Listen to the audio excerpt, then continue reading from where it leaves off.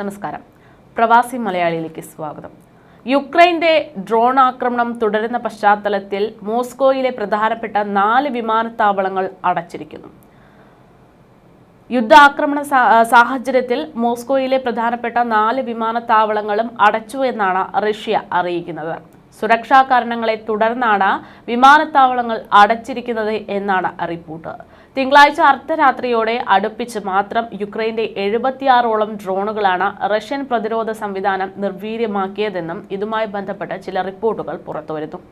Russia Ukraine നടത്തിയിട്ടുള്ള ആക്രമണത്തിന് പിന്നാലെയാണ് ഇത്തരമൊരു റിപ്പോർട്ടുകളൊക്കെ പുറത്തുവരുന്നത്. യുദ്ധം ആരംഭിച്ചതിന് ശേഷം റഷ്യ യുക്രൈനെതിരെ നടത്തിയ ഏറ്റവും വലിയ ഡ്രോൺ ആക്രമണമായിരുന്നു തിങ്കളാഴ്ച രാത്രിയോടെ ഉണ്ടായതെന്നാണ് വിവരം. ക്രൂസ് ബാലിസ്റ്റിക് മിസൈലുകൾ റഷ്യ യുക്രൈന് നേരെ തൊടുത്തുവിട്ടതായിട്ടുള്ള സൂചനകൾ പുറത്തു വന്നിട്ടുണ്ട്. 479 ഡ്രോണുകളിൽ 460 എണ്ണം നിർവീര്യമാക്കിയതായിട്ടാണ് യുക്രൈൻ വ്യോമസേന അവകാശപ്പെടുന്നത്. റഷ്യൻ ആക്രമണത്തിൽ ഒരാൾ കൊല്ലപ്പെട്ടു എന്ന വാർത്തകളും ഇതോടൊപ്പം തന്നെ പുറത്തു വന്നിട്ടുണ്ട്. പ്രാദേശിക റിപ്പോർട്ടുകൾ പ്രകാരം തിങ്കളാഴ്ച വൈകുന്നേരം വെറും 2 മണിക്കൂറിനുള്ളിൽ റഷ്യ പ്രതിരോധ സംവിധാനങ്ങൾ 76 ഉക്രൈനിയൻ ഡ്രോണുകൾ വെടിവെച്ച് വീഴ്ത്തിയെന്നാണ് വിവരം.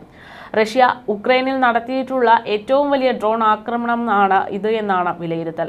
യുക്രൈൻ വ്യോമസേനയുടെ കണക്കനുസരിച്ച് തിങ്കളാഴ്ച രാത്രി യുദ്ധം ആരംഭിച്ചതിനു ശേഷം ഏറ്റവും വലിയ ഡ്രോൺ ആക്രമണം റഷ്യ നടത്തി. യുക്രൈന്റെ വ്യോമസേനയുടെ കണക്കനുസരിച്ച് യുക്രൈന്റെ പല ഭാഗങ്ങളിലും വ്യാപകമായിട്ടുള്ള ആക്രമണത്തിൽ മോസ്കോ ക്രൂയിസ് ബാലിസ്റ്റിക് മിസൈലുകൾ ഉപയോഗിച്ചിട്ടുണ്ട്. റഷ്യൻ സൈന്യം 479 സ്വയം നശിപ്പിക്കുന്ന ഡ്രോണുകൾ വിക്ഷേപിച്ചതായാണ് യുക്രൈനിയൻ വ്യോമസേന വ്യക്തമാക്കുന്നത്. എന്നാൽ ഇലക്ട്രോണിക് പ്രതിരോധ നടപടികൾ ഉപയോഗിച്ച് അവയിൽ 460 എണ്ണം വെടിവെക്കുകയോ നിർത്തുകയോ ചെയ്യാൻ യുക്രൈന് പ്രതിരോധത്തിന് സാധിച്ചു എന്നാണ് സൂചന.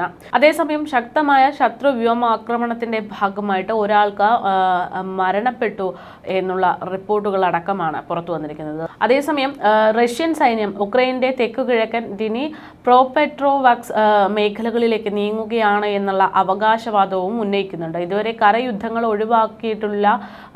ഒഴിവാക്കിയിട്ടുള്ള കനത്ത ബോംബാക്രമണമാണ് പ്രദേശത്ത് നടക്കാൻ പോകുന്നത് എന്നതടക്കമുള്ള സൂചനകളാണ് പുറത്തുവരുന്നത്. ഇത് സംബന്ധിച്ചാണ് ഇപ്പോൾ വിമാനത്താവളങ്ങളൊക്കെ അടച്ചിടുകയാണ് എന്ന തരത്തിലുള്ള റിപ്പോർട്ടുകൾ പുറത്തു വന്നുകൊണ്ടിരിക്കുന്നത്.